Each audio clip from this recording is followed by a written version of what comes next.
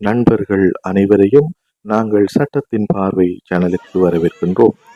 இன்றும் இலங்கையில் பெண்கள் மதுபானம் வாங்குவதிலிருந்தும் மதுபானம் விற்கும் அல்லது உற்பத்தி செய்யும் தொழில்களில் ஈடுபடுவதில் இருந்தும் தடை விதிக்கப்படும் வண்ணம் கடந்த சில ஆண்டுகளாக நடைமுறையில் உள்ள சட்டங்கள் மற்றும் வர்த்தமானிகளுக்கு எதிராக 2018ஆம் ஆண்டு பெண்ணிய அமைப்புகள் மற்றும் பெண் உரிமை ஆர்வலர்கள் ஒரு முக்கிய அடிப்படை உரிமை மனுவை தாக்கல் செய்திருந்தனர். இலங்கை அரசு 2018ஆம் ஆண்டில் பெண்கள் மதுபான சாலைகளில் மதுபானம் வாங்குவதிலிருந்து தவிர்க்கப்பட வேண்டும் என்ற நோக்கத்தில் ஓர் வர்த்தமானியை அந்நாட்களில் வெளியிட்டிருந்தது. இதன்படி பெண்கள் உரிமம் பெற்ற பார் மற்றும் ஹோட்டல்கள் போன்ற இடங்களிலும் மதுபானம் அருந்த முடியாது என்பதோடு அந்த துறைகளில் வேலை செய்யவும் முடியாத வண்ணம் தடைகள் ஏற்படுத்தப்பட்டிருந்தன. இந்த வர்த்தமானி பெண்களின் சம உரிமை, வேலைவாய்ப்பு, தனிப்பட்ட சுதந்திரங்கள் ஆகியவற்றை மீறுவதாக கூறி பெண் உரிமை போராளிகள் வழக்கு தொடுத்தனர். இந்த வழக்கின் தீர்ப்பானது இன்று, அதாவது 2025ஆம் ஆண்டு ஜூலை மாதம் இலங்கை உயர் நீதிமன்றம் இந்த வழக்கின் இறுதி தீர்ப்பை வழங்கியிருக்கின்றது.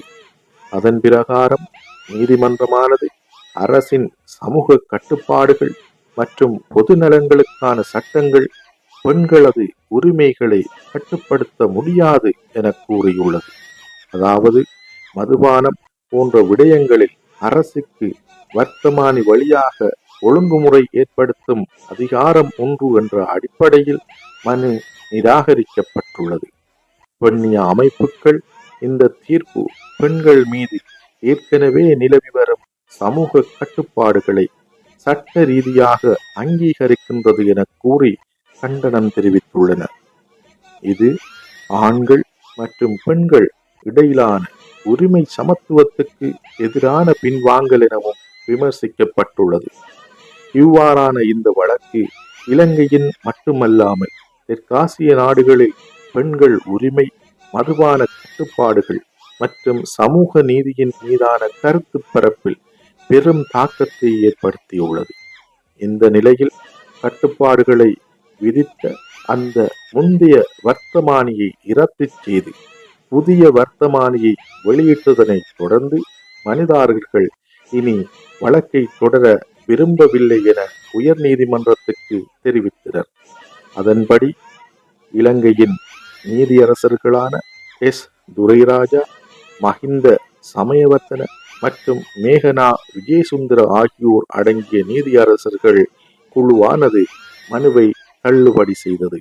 தற்போது பெண்களுக்கும் மதுபான விற்பனை மற்றும் உற்பத்தி மற்றும் நுகர்வு தொடர்பாக ஆண்களைப் போலவே சட்டபூர்வமாக அனுமதி வழங்கப்படுவதால் இந்த அனுமதி இலங்கையில் பாலின சமத்துவத்தை நோக்கிய ஒரு குறிப்பிடத்தக்கபடியாக உள்ளதென பெண்ணிய ஆர்வலர்கள் கூறுகின்றனர். பெண்களையும் இனி மதுக்கடைகளில் காணலாம் எனும் போது உடம்பெல்லாம் புல்லரிக்கிறது. இது போன்ற செய்திகளை தொடர்ந்து நமது சேனலோடு இணைந்திருங்கள். லைக் பண்ணுங்கள், ஷேர் பண்ணுங்கள், கண்டுகொள்ளுங்கள். நன்றி.